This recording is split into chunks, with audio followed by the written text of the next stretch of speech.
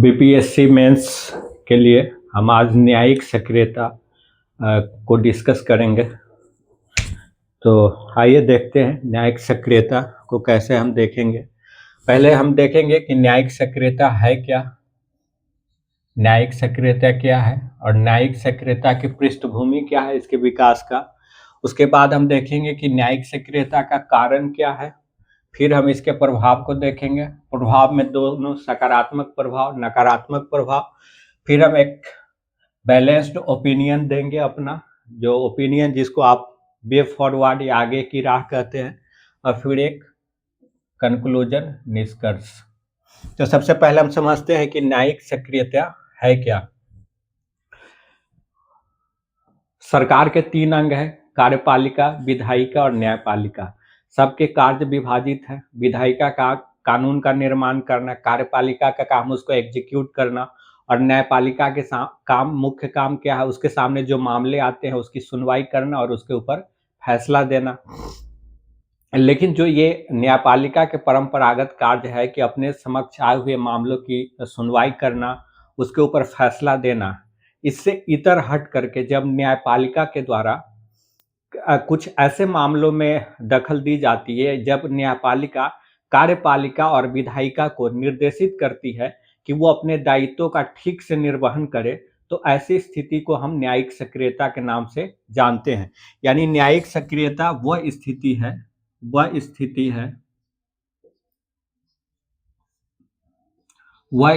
है जिसमें न्यायपालिका द्वारा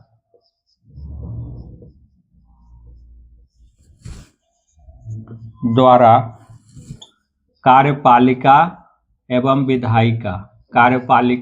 विधायिका को अपने दायित्व के उचित निर्वहन हेतु दिशा निर्देश दिया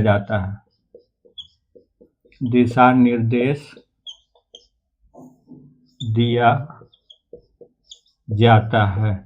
यानी जब न्यायपालिका अपने परंपरागत कार्य क्षेत्र यानी कि मामले की सुनवाई करना और उसके ऊपर फैसला देना से आगे बढ़ करके जब वो कार्यपालिका और विधायिका को इस बात के लिए निर्देशित करने लगती है या इस बात के लिए बाध्य करने लगती है कि कार्यपालिका और विधायिका अपने दायित्वों का ठीक से निर्वहन करे, तो इस स्थिति को हम न्यायिक सक्रियता के नाम से जानते हैं। और न्यायिक सक्रियता जो है की जो धारणा है, इसका विकास संयुक्त राज्य अमेरिका में हुआ और फिर बाद में भारत के भीतर 1980 के दशक में न्यायिक सक्रियता की एक अवधारणा विकसित होकर के सामने आई। तो इसकी पृष्ठभूमि ये है कि अमेरिका के एक विद्वान थे आर्थर एस जूनियर। इन्होंने ही सबसे पहले 1947 में आर्थर एस जूनियर ने सबसे पहले 1947 ईस्वी में न्यायिक सक्रियता या जुडिशियल एक्टिविज्म शब्द का प्रयोग किया था। भारत की बात अगर करें तो भारत में न्यायिक सक्रियता की अवधारणा को प्रतिपादित करने में या न्यायिक सक्रियता की अवधारणा को जन्म देने में भारत के सर्वोच्च न्यायालय के कुछ न्यायाधीशों का प्रमुख योगदान रहा है। उसमें वी.आर. कृष्ण अय्यर और पी.एन. भगवती, ये 2 प्रमुख है। वी.आर. कृष्णा अय्यर और पी.एन. भगवती, ये 2 प्रमुख ऐसे सर्वोच्च न्यायालय के न्यायाधीश रहे जिनका भारत के भीतर न्यायिक सक्रियता की अवधारणा के विकास में प्रमुख भूमिका रहा है। तो न्यायिक सक्रियता शब्द या उसकी अवधारणा का विकास तो संयुक्त राज्य अमेरिका में हुआ, लेकिन भारत में भी 1980 के दशक में न्यायिक सक्रियता की अवधारणा विकसित हुई और जिसके लिए हम वी.आर. कृष्ण अय्यर और पी.एन. भगवती को मुख्य रूप से मुख्य भूमिका जिनकी हम मानते हैं। अगला है कि न्यायिक सक्रियता की जो भावना या जो कंसेप्ट भारत में 1980 के दशक में विकसित हुआ, उस न्यायिक सक्रियता के विकास का कारण क्या है। तो हम कारण को एक एक करके देखते हैं। पहला कारण इसमें आता है विधायिका एवं कार्यपालिका की निष्क्रियता। जैसा कि हम जानते हैं विधायिका का काम है जनहित से जुड़े जो भी मसले हैं उसका समाधान करने के लिए कानून का निर्माण करना, और कार्यपालिका का काम है कि उन कानूनों को ठीक से इम्प्लीमेंट करना, लागू करना या कार्यान्वित करना, जिससे जनता का बेहतर कल्याण हो सके या जन समस्याओं का बेहतर निदान हो सके। लेकिन जब कार्यपालिका और विधायिका अपने दायित्वों को निर्वहन में असफल हो जाती है, यानी विधायिका उचित समय पर उचित कानून नहीं बना पाती है या कार्यपालिका बने हुए कानून या योजनाओं का ठीक से कार्यान्वयन नहीं कर पाती है, तब ऐसी स्थिति में न्यायपालिका को इस मामले में हस्तक्षेप करना पड़ता है और फिर उस मामले में न्यायपालिका द्वारा दिशा निर्देश जारी किया जाता है। कार्यपालिका और विधायिका के ऊपर इस बात के लिए दबाव डाला जाता है कि आप अपने कार्यों का ठीक से निर्वहन करें। तो एक तो न्यायिक सक्रियता का कारण ये हो गया कि विधायिका एवं कार्यपालिका की निष्क्रियता। दूसरा और महत्वपूर्ण कारण है जनहित याचिका, बल्कि जनहित याचिका न्यायिक सक्रियता का सबसे महत्वपूर्ण कारण है। तो जिसको हम पीआईएल के नाम से जानते हैं। तो जनहित याचिका क्या है? जनहित याचिका कानून जो है और न्याय की परंपरागत धारणा ये रही भारत में भी कि जिनका नुकसान हुआ हो वही व्यक्ति न्यायालय की शरण में जाए और वही न्याय की मांग करे। यानी जिस व्यक्ति का नुकसान हुआ हो, जिसका वो या जिसको लगे कि हमारे साथ नाइंसाफी हो रही है, हमारे साथ अन्याय हो रहा है, तो वही व्यक्ति न्यायपालिका की शरण में जाता था और न्यायालय उसके लिए फैसला सुनाता था। लेकिन 1980 के दशक में ये जो न्याय की परंपरागत जो धारणा थी कि जो प्रभावित व्यक्ति है सिर्फ वही न्यायालय का दरवाजा खटखटा सकता है, इस धारणा में 1980 के दशक में बदलाव होता है। और 1980 के दशक में ये बदलाव इस रूप में आता है कि कुछ अब ऐसे लोग उभर के आते हैं जो पीड़ित पक्ष की ओर से न्यायालय में मामला दायर करते हैं। यानी जो पीड़ित पक्ष है उनकी जगह पे कोई दूसरा व्यक्ति या कोई दूसरा संगठन न्यायालय की शरण में जाता है और वो न्यायालय से अपील करता है कि अमुक वर्ग जो है, समाज का अमुक वर्ग या समाज का अमुक व्यक्ति, उसके साथ नाइंसाफी हो रही है और आप उसके लिए सुनवाई कीजिए और फैसला सुनाइए। तो ये 1980 के दशक में न्यायालय में जाने की एक नई धारणा विकसित होती है और इस धारणा के विकास में जनहित याचिका का महत्वपूर्ण योगदान था। हुआ ये था कि बिहार के भागलपुर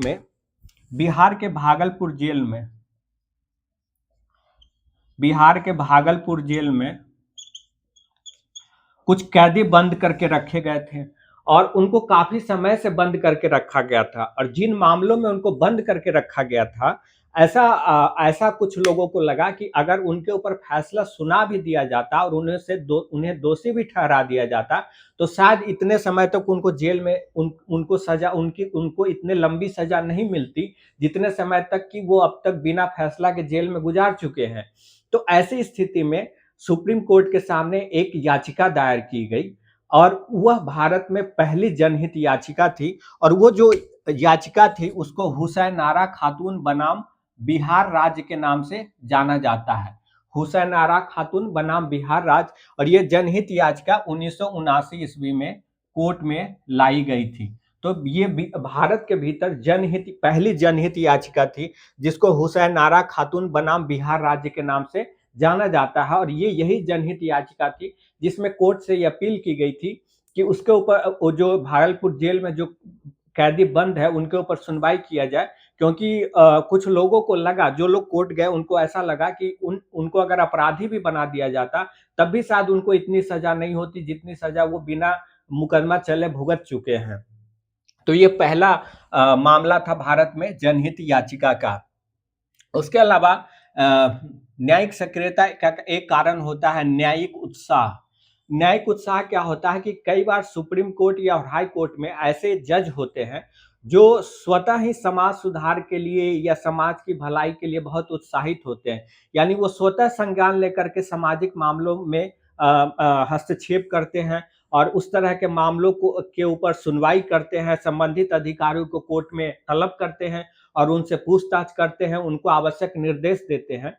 तो कुछ ऐसे जज होते हैं जो अति उत्साह की भावना से प्रेरित होती है, वो समाज सुधार, समाज में बदलाव को अपना एक दायित्व समझते हैं। तो ये भी भारत में न्यायिक सक्रियता का एक कारण है। उसके अलावा आता है अगला विधायी निर्वात। विधायी निर्वात का मतलब होता है कानून की अनुपस्थिति, यानी देश में कोई समस्या है जिसका समाधान के लिए कानून की जरूरत है, लेकिन जब न्यायपालिका को लगे कि उसके समाधान के लिए कानून है ही नहीं, तब न्यायपालिका के द्वारा इस तरह कोई निर्देश दिया जाता है जो निर्देश कुछ समय के लिए कानून के रूप में काम करता है। जैसे फॉर एग्जांपल ले ले कि 2021 में एडीआर नाम की जो संस्था है भारत में, ADR association for democratic reform, जो लोकतंत्र और चुनाव सुधार के ऊपर काफी जनहित याचिका लगाती है संस्था। तो एडीआर ने 2021 में सुप्रीम कोर्ट के सामने एक याचिका दायर किया और कहा कि भारत में चुनाव आयुक्तों की नियुक्ति की जो प्रक्रिया है वो निष्पक्ष नहीं है और उसके लिए एक निष्पक्ष मैकेनिज्म या एक निष्पक्ष संस्था का गठन होना चाहिए। इस मामला को लेकर एडीआर 2021 में सुप्रीम कोर्ट में गया। 2023 ईस्वी में इस मामले में सुनवाई हुई। 2023 में इस मामले में सुनवाई हुई। अब 5 जजों की बेंच इस पे बैठी थी, जिसकी अध्यक्षता के.एम. जोसेफ कर रहे थे। के.एम. जोसेफ जो उस वक्त सुप्रीम कोर्ट के न्यायाधीश थे, वो इस 5 सदस्यीय बेंच की अध्यक्षता कर रहे थे, के.एम. जोसेफ। और 2030 में इन्होंने एडीआर की अपील पे सुनवाई करते हुए कहा कि इसके लिए संसद एक ऐसा कानून बनाए जो निष्पक्ष हो, और जब तक कानून संसद के द्वारा नहीं बना दिया जाता है तब तक के लिए के.एम. जोसेफ की अध्यक्षता वाली इस पीठ ने एक टेम्पोररी आदेश जारी किया चुनाव आयुक्त की नियुक्ति के लिए। और वो आदेश में उन्होंने कहा कि जब तक संसद कानून नहीं बना लेती तब तक के लिए उन्होंने ये आदेश दिया कि एक कमेटी होगी, जिस चुनाव आयुक्तों की नियुक्ति के लिए एक कमेटी होगी। उस कमेटी में उन्होंने कहा था कि पीएम होंगे और सुप्रीम कोर्ट के चीफ जस्टिस होंगे, सीजेआई, और अपोजिशन के लीडर होंगे। यानी लोकसभा में जो सबसे बड़ी पार्टी है उस पार्टी के जो लीडर होंगे लोकसभा में, वो इसके सदस्य होंगे। यानी तब के.एम. जोसेफ की अध्यक्षता वाली पीठ ने कहा था कि 3 सदस्यों की एक कमेटी चुनाव आयुक्त चुनाव आयुक्त का चयन करेगी और फिर वो राष्ट्रपति को रिकमेंड करेगी और वो उसके आधार पर राष्ट्रपति चुनाव आयुक्त या मुख्य चुनाव आयुक्त की नियुक्ति करेंगे। तो ये टेम्पोररी प्रावधान प्रोविजन जो है सुप्रीम कोर्ट के द्वारा किया गया था, क्योंकि उस वक्त कानून नहीं था। तो इस तरह कई बार सुप्रीम कोर्ट के जो निर्देश होते हैं, जो आदेश होते हैं, वो कानून की अनुपस्थिति में एक कानून के रूप में ही काम करता है। तो विधायी निर्वात या कानूनी शून्यता की जो स्थिति होती है वह भी न्यायिक सक्रियता को जन्म देने में सहायक होता है। इसके अलावा अगला है प्रमुख संवैधानिक प्रावधान।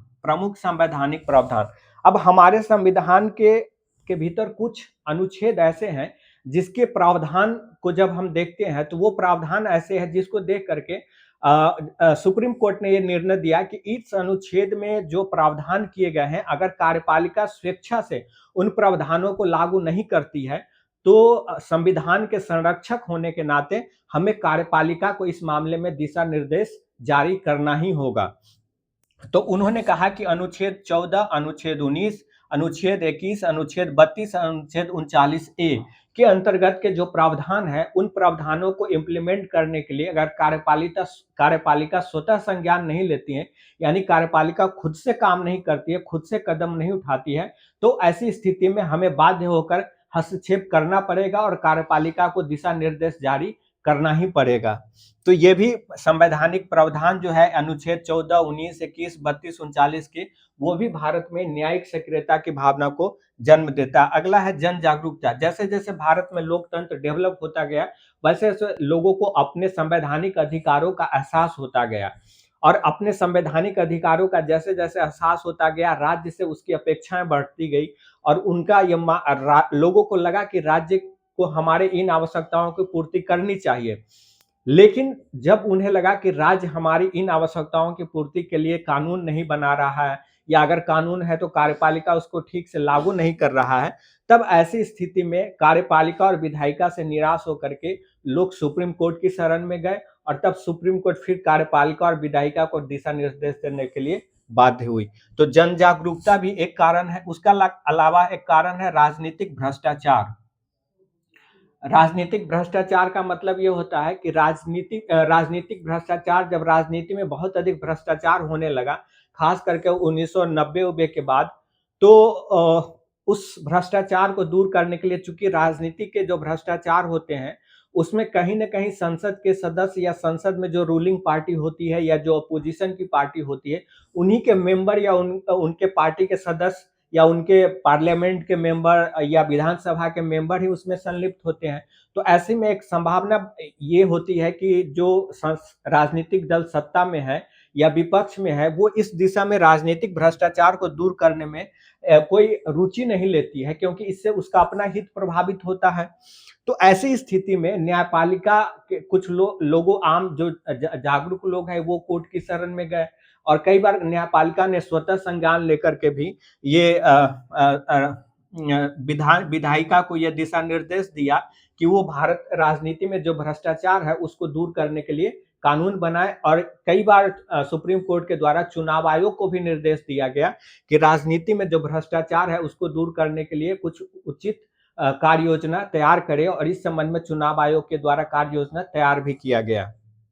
अगला है स्वयंसेवी संगठनों की भूमिका। आप जानते हैं कि दुनिया भर में और देश के भीतर भी बहुत सारे एनजीओ काम करते हैं। तो इस तरह के जो अलग अलग क्षेत्रों में काम करने वाला जो एनजीओ है, मान लिया बच्चों के लिए काम करने वाला, वृद्ध के लिए काम करने वाला, पर्यावरण संरक्षण के लिए काम करने वाला, बंधुआ मजदूरी के ऊपर काम करने वाला, इस तरह के जो एनजीओ है वो भी अलग अलग मामलों को लेकर के सुप्रीम कोर्ट में जाते हैं और गए, और इससे भी न्यायिक सक्रियता की जो भावना है वो प्रबल होती है। तो भारत में न्यायिक सक्रियता के उभार के ये प्रमुख कारण के रूप में सामने आते हैं। और भी कारण है, लेकिन इतना एक लॉन्ग क्वेश्चन के लिए सफिशिएंट है, जितना स्पेस बीपीएससी में मिलता है 6 पेज के आसपास, हाँ 6 पेज रहता है। तो हमने पहला कारण देखा विधायिका व कार्यपालिका की निष्क्रियता, दूसरा कारण जनहित याचिका, तीसरा कारण न्यायिक उत्साह, चौथा कारण विधायी निर्वात, पांचवा कारण प्रमुख संवैधानिक प्रावधान, छठा कारण है जन जागरूकता, सातवां कारण राजनीतिक के भ्रष्टाचार, आठवां कारण स्वयंसेवी संगठनों की भूमिका। अब हम आते हैं, और ये जो जनहित याचिका है, जनहित याचिका को एक्सप्लेन करते समय आप सुप्रीम कोर्ट के कम से कम 2 जजमेंट को, इन 2 मामलों के जो जनहित याचिका से जुड़े हुए ये 2 मामले हैं, इसका उल्लेख जरूर करिएगा। एक हुसैन नारा खातून बनाम बिहार राज्य जो 1979 में आया था, और एक है सुनील बत्रा बनाम दिल्ली प्रशासन 1980 का केस है। सुनील बत्रा बनाम दिल्ली प्रशासन का केस ये है कि दिल्ली के तिहाड़ जेल में बहुत सारे कैदी बंद थे, जिसको बहुत सारे बर्बर तरीके से शारीरिक यातनाएं दी जा रही थी, और उस मामले में सुप्रीम कोर्ट में एक जनहित याचिका दायर की गई थी कि ये जो शारीरिक यातनाएं कैदियों को दी जा रही है उस पर रोक लगाया जाए। तो वो जो मामला था वो उसी को हम सुनील बत्रा बनाम दिल्ली प्रशासन 1980 की ईस्वी का मामला है। तो ये भी एक जनहित याचिका था। अब हम जनहित याचिका के भारत में जो न्यायिक सक्रियता की अवधारणा का विकास हुआ, उसका भारत के लोकतंत्र पे, भारत के न्यायिक व्यवस्था में और आम लोगों के जीवन पर या राजनीतिक दल के ऊपर क्या प्रभाव पड़ा, हम उस प्रभाव को देखते हैं।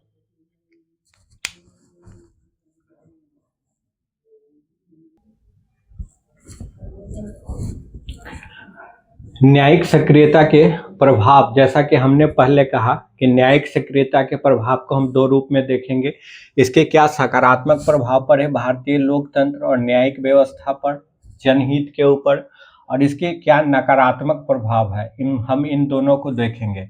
तो सकारात्मक प्रभाव क्या है? सकारात्मक प्रभाव में सबसे पहला प्रभाव है और जो दिखता है वह है अधिकार क्षेत्र का विस्तार। न्यायिक सक्रियता की जो अवधारणा का विकास हुआ, इसने भारत के लोगों को जो अधिकार प्राप्त है, चाहे वो मौलिक अधिकार हो या दूसरे तरह के संवैधानिक या सांविधिक अधिकार हो, इन अधिकार क्षेत्र के दायरा को काफी बढ़ा दिया। अगर आप मौलिक अधिकार की ही बात करें तो जनहित याचिका के माध्यम तमाम ऐसे जनहित याचिकाएं लगाई गई, जिसके ऊपर सुनवाई करते हुए सुप्रीम कोर्ट ने कहा कि स्वच्छ पर्यावरण अनुच्छेद 21 का हिस्सा है, इसलिए स्वच्छ पर्यावरण की के लिए कानून बनाना और उस कानून को कार्यपालिका द्वारा इम्प्लीमेंट करना ये आवश्यक है। इसके अलावा अस्पताल में सुविधा की व्यवस्था हो, या इस तरह के और भी ड्रेनेज सिस्टम को लेकर के हो, इस तरह के और भी बहुत सारी चीज़ें हैं जिस मामले में सुनवाई किया, और इसकी वजह से सुप्रीम कोर्ट के द्वारा कुछ ऐसे निर्देश कार्यपालिका और विधायिका को दिए गए, जिससे जो मौलिक अधिकार का दायरा है उसका काफ़ी विस्तार हुआ। ख़ास करके जो अनुच्छेद 21 के अंतर्गत का जो दायरा है, उसका काफ़ी विस्तार हुआ। तो ये पहला है कि अधिकार क्षेत्र का इसकी वजह से विस्तार हुआ। दूसरा है न्यायिक व्यवस्था का लोकतांत्रिकरण। तो इसकी वजह से क्या हुआ, एक जब जनहित याचिका की प्रावधान नहीं थे या न्यायिक सक्रियता का अवधारणा नहीं था, तब तक तो यही था कि जो पीड़ित व्यक्ति है वही सिर्फ कानून न्यायालय जा सकता है, और अगर पीड़ित व्यक्ति इतना सक्षम नहीं हो, उसके पास इतने संसाधन नहीं हो, या उसके पास इस स्तर की सूचना नहीं हो या समझ नहीं हो, तो बहुत सारे लोग न्याय से वंचित रह जाते थे। लेकिन ये न्यायिक सक्रियता की अवधारणा ने इस स्थिति को जन्म दिया जिसमें पीड़ित पक्ष की जगह पे कोई दूसरा व्यक्ति, मान लिए कोई बिहार के किसी हिस्से में या उत्तर प्रदेश के किसी हिस्से में कोई वर्ग किसी चीज़ से प्रभावित है या कोई समस्या है उसके सामने, और वो न्यायालय तक पहुंचने की स्थिति में नहीं है, तो उसकी जगह पर दिल्ली में बैठा कोई वकील सुप्रीम कोर्ट में याचिका दायर कर सकता है, और उस याचिका के माध्यम से सुदूर हिस्सों में बैठे हुए लोगों को न्याय प्राप्त होता है। तो इसकी वजह से क्या हुआ, न्यायिक व्यवस्था का एक लोकतांत्रिकरण हुआ, यानी जो न्यायिक व्यवस्था है उसका दायरा और बढ़ा। अगला है चुनाव प्रणाली में सुधार। जनहित याचिका पर सुनवाई करते हुए सुप्रीम कोर्ट के द्वारा चुनाव आयोग को भी और सरकार को भी समय समय पर दिशा निर्देश दिए गए, और जिसकी वजह से चुनाव में कई तरह के सुधार आए। जैसे अगर आप नोटा की बात करें तो सुप्रीम कोर्ट के जजमेंट के बाद ही नोटा का विकल्प दिया गया वोटिंग में। इसके अलावा सुप्रीम कोर्ट के जजमेंट के बाद ही ये बाध्य किया गया कि जो उम्मीदवार है उन्हें अपने आय का ब्यौरा देना होगा, उनके ऊपर जो मुकदमे चल रहे हैं उनका भी ब्यौरा देना होगा, यानी उनका जो शिक्षा एजुकेशन है उसका ब्यौरा देना पड़ेगा आम जनता को। ये सुप्रीम कोर्ट के जजमेंट से ही हुआ। सुप्रीम कोर्ट ने 2013 में एक फैसला सुनाया, और उस फैसले में ये कहा कि अगर किसी को निचली अदालत से 2 साल की सजा, 2 साल या उससे अधिक की सजा हो जाती है, तब वो आगे चुनाव नहीं लड़ पाएगा, अगले 6 साल तक चुनाव नहीं लड़ पाएगा। तो इसकी वजह से ये चुनाव में कई तरह के जो सुधार आए हैं उसमें इस न्यायिक सक्रियता का बड़ा योगदान रहा है। अगला भ्रष्टाचार पे अंकुश। न्यायिक सक्रियता में राजनीति में जो भ्रष्टाचार है उसके ऊपर भी सुप्रीम कोर्ट के आदेश के बाद सरकार को निर्णय लेने पड़े, कानून बनाने पड़े, तो इससे राजनीति में जो भ्रष्टाचार है उसके ऊपर भी अंकुश लगा है। समाज सुधार। सुप्रीम कोर्ट की न्यायिक सक्रियता की जो धारणा है या जनहित याचिका जो जाती है सुप्रीम कोर्ट में, उसमें कई समाज सुधार के काम हुए। जैसे 1918 का एक मामला है नवतेज सिंह जौहर का मामला। इस मामले की सुनवाई करते हुए 2018 में सुप्रीम कोर्ट ने समलैंगिकता को अपराध की श्रेणी से बाहर कर दिया गया। समलैंगिकता को अपराध की श्रेणी से बाहर कर दिया। अपराध पहले ये अपराध था, लेकिन इस 2018 में सुप्रीम कोर्ट ने नवतेज सिंह जौहर मामले की सुनवाई करते हुए इसको अपराध की श्रेणी से बाहर कर दिया था। तो इस तरह ये समाज सुधार की बात भी है। लोकतंत्र का विस्तार। जैसे जैसे लोगों को न्याय मिलता है, उसके अधिकार के दायरे में विस्तार होता है, तो जाहिर है लोगों का लोकतंत्र और जो व्यवस्था है उस पर भरोसा बढ़ता है, और जब ऐसा नहीं होता है तो व्यवस्था से उनका भरोसा कम होता है। तो जाहिर है जब इस न्यायिक सक्रियता की वजह से लोगों के अधिकार क्षेत्र का विस्तार हुआ, उनके इंसाफ जो मिलना है वहां तक उनकी पहुंच हो पाई, तो इसने भारत के लोकतंत्र का भी विस्तार किया। अगला है विधायिका एवं कार्यपालिका की सक्रियता, जवाबदेही एवं पारदर्शिता। न्यायिक सक्रियता की जो धारणा है या सुप्रीम कोर्ट के माध्यम से कार्यपालिका और विधायिका की जो निष्क्रियता थी उसको सक्रिय किया गया, उसको और ज्यादा जवाबदेह बनाया गया और व्यवस्था को और पारदर्शी बनाया गया। लेकिन इसके साथ ही न्यायिक सक्रियता ने भारतीय न्याय व्यवस्था और लोकतंत्र में कुछ नकारात्मक प्रवृत्तियों को जन्म दिया, जिसे लोकतंत्र के लिए ठीक नहीं माना जा सकता। जो नकारात्मक प्रकृति है उसमें एक है कि काम का बोझ बढ़ना। इस जनहित याचिका की वजह से या जो जज के द्वारा स्वतः ही संज्ञान लेकर के मामले की सुनवाई की जाती है अलग अलग मुद्दों पर, इसकी वजह से सुप्रीम कोर्ट में जो मामले हैं उसका बोझ बढ़ा, और इस बोझ बढ़ने से बहुत सारे जो आवश्यक मामले थे उसके निपटारे में बहुत लंबा समय लगा है या अभी भी लग रहा है। तो एक बड़ी समस्या ये उत्पन्न हुई है कि इस जनहित याचिका की वजह से सुप्रीम कोर्ट पे जो है बोझ बढ़ा है। अगला है शक्ति पृथक्करण सिद्धांत का धूमिल होना। शक्ति पृथक्करण सिद्धांत का धूमिल होना। अब शक्ति पृथक्करण सिद्धांत तो वही है, मांटेस्क्यू ने शक्ति पृथक्करण सिद्धांत दिया था और उसमें यही है कि कार्यपालिका, विधायिका, न्यायपालिका तीनों के कार्य क्षेत्र निर्धारित कर दिए गए और तीनों से अपेक्षा की जाती है कि वो अपने कार्य क्षेत्र के भीतर ही कार्य करे, दूसरे के क्षेत्रों में हस्तक्षेप नहीं करे। लेकिन इस न्यायिक सक्रियता की जो धारणा है, इसने ये जो शक्ति पृथक्करण के सिद्धांत है इसको धूमिल किया है, क्योंकि न्यायपालिका के द्वारा कार्यपालिका और विधायिका के कार्यों में हस्तक्षेप किया जा रहा है।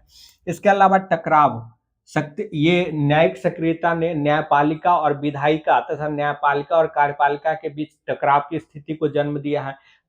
कई बार कानून मंत्री के द्वारा भी ये कहा गया अतीत में कि न्यायपालिका को अपने दायरे के भीतर रहना चाहिए और विधायी कार्यों में हस्तक्षेप नहीं करना चाहिए। पूर्व राष्ट्रपति जगदीप धनखड़ ने भी इस तरह के कई बार स्टेटमेंट दिए थे। उन्होंने तो यहाँ तक कह दिया था कि जो न्यायपालिका के द्वारा मूल ढांचे की संकल्पना दी गई थी वह गलत है और इस तरह का कोई भी मूल ढांचे के नाम पे किसी तरह का रोक संसद के अधिकारों पर नहीं लगाया जाना चाहिए। तो इससे न्यायपालिका और कार्यपालिका तथा न्यायपालिका और विधायिका में टकराव की स्थिति पैदा होती है। एक है न्यायिक अतिक्रमण। ये एक न्यायिक अतिक्रमण की स्थिति को भी जन्म देता है कि न्यायिक अतिक्रमण वही हुआ कि न्यायपालिका दूसरे के कार्यों में हस्तक्षेप कर रहा है, अपने परंपरागत कार्यों को छेड़ करके दूसरे के कार्यों में अतिक्रमण कर रहा है। अनावश्यक दबाव, अब जो न्यायपालिका के द्वारा विधायिका पे और कार्यपालिका पर बार बार जो निर्देश दिया जाता है, इससे विधायिका और कार्यपालिका के ऊपर अनावश्यक दबाव बनता है और इस दबाव से उसके कार्य क्षमता प्रभावित होती है। इसके अलावा कई बार न्यायपालिका के द्वारा आदेश दे दिया जाता है या निर्देश दे दिया जाता है किसी चीज को लेकर, कानून बनाने को लेकर के, लेकिन जब कानून बनता है या कोई योजनाएं बनती है तो उसको लागू करने के लिए आवश्यक संसाधन है या नहीं ये भी देखना पड़ता है। तो जब लेकिन न्यायपालिका के पास इस तरह की विशेषज्ञता नहीं होती है कि वो जाने कि अगर कोई योजना बन रहा है तो उसके लिए कितना संसाधन आएगा, सरकार के पास वो संसाधन कितना उपलब्ध है नहीं है, इसका कोई विशेष ज्ञान तो न्यायपालिका के पास होता नहीं है। लेकिन न्यायपालिका के द्वारा निर्देश जारी कर दिया जाता है, सरकार को निर्देश दे दिया जाता है या विधायिका को निर्देश दे दिया जाता है, तो विधायिका को उस पर कानून बनाना पड़ता है, लेकिन कई बार संसाधन की कमी आती है तो ये एक अनावश्यक दबाव का काम भी करता है विधायिका और कार्यपालिका पर। तो ये न्यायिक सक्रियता के सकारात्मक और नकारात्मक प्रभाव है। अब हम आगे एक संतुलित विचार को निष्कर्ष के साथ कंक्लूड करेंगे, निष्कर्ष के साथ ही एक अपना विचार भी देंगे कि ये जो न्यायिक सक्रियता में जो सकारात्मक पक्ष है, नकारात्मक पक्ष है, दोनों के बाद आगे क्या होना चाहिए, सही रास्ता क्या होना चाहिए। तो हमें सबसे पहले ये तो मानना पड़ेगा कि जो न्यायिक सक्रियता की जो धारणा विकसित हुई, इसके सकारात्मक प्रभाव है। इससे लोगों के अधिकार क्षेत्र का विस्तार हुआ है, भ्रष्टाचार में कमी आई है, पर्यावरण संरक्षण, कई सकारात्मक काम हुए हैं, इससे लोकतंत्र का दायरा बढ़ा है। तो इसमें कोई शक नहीं कि न्यायिक सक्रियता की जो धारणा है इसने भारतीय लोकतंत्र को मजबूत किया है। लेकिन इसके बावजूद ये जरूरी हो जाता है कि न्यायपालिका अपनी सीमा रेखा का भी ख्याल रखे, ताकि जो शक्ति पृथक्करण का सिद्धांत है संविधान में दिया गया, उस शक्ति पृथक्करण के सिद्धांत पर आंच ना आए और अलग अलग अंगों के जो कार्य क्षेत्र निर्धारित है उसमें ऐसा न लगे कि एक अंग, सरकार का एक अंग दूसरे अंग में अनावश्यक रूप से हस्तक्षेप कर रहा है और उससे अनावश्यक तनाव की स्थिति न उत्पन्न हो। तो आवश्यक है इसके लिए कि न्यायपालिका अति उत्साह से बचे और न्यायपालिका अनावश्यक बार बार इस निर्देश कार्यपालिका या विधायिका को बार बार निर्देश देने से भी बचे, बहुत जहां जरूरी लगे वहीं वो निर्देश दे। इसके अलावा सुप्रीम कोर्ट ने ही अपने 2007 ईस्वी में सुप्रीम कोर्ट ने एक मामले की सुनवाई करते हुए सुप्रीम कोर्ट ने कहा था कि न्यायपालिका को न्यायिक संयम की जरूरत है, न्यायिक अति सक्रियता की जगह न्यायिक संयम की जरूरत है। सुप्रीम कोर्ट ने 2007 में एक मामले की सुनवाई करते हुए कहा था कि बार बार हमारे सामने ऐसे उदाहरण आए हैं जिसमें जजों ने विधायिका एवं कार्यपालिका के कार्य अपने हाथ में ले लिए और इससे अनावश्यक तनाव उत्पन्न हुए हैं। इससे अनावश्यक तनाव उत्पन्न हुए हैं और इसी मामले में सुप्रीम कोर्ट ने कहा कि जजों को अति उत्साह से बचना चाहिए और न्यायिक सक्रियता अति सक्रियता की जगह न्यायिक संयम का भाव दिखाना चाहिए। यानी अति उत्साह में आकर के अति सक्रिय हो जाना और बार बार कार्यपालिका विधायिका को निर्देश देना ये ठीक नहीं है, बल्कि जजों को न्यायिक संयम बरतना चाहिए और ये इन चीज़ों को भी ध्यान रखना चाहिए कि विधायिका और कार्यपालिका को बहुत सारे संसाधनों का भी ख्याल रखना पड़ता है। जब वो किसी योजना को इम्प्लीमेंट करती है या जब कोई नया कानून बनता है तो उससे पहले संसाधनों का भी ख्याल रखना पड़ता है। तो सुप्रीम कोर्ट ने 2007 में अपने ही एक जजमेंट में न्यायिक संयम की बात की थी।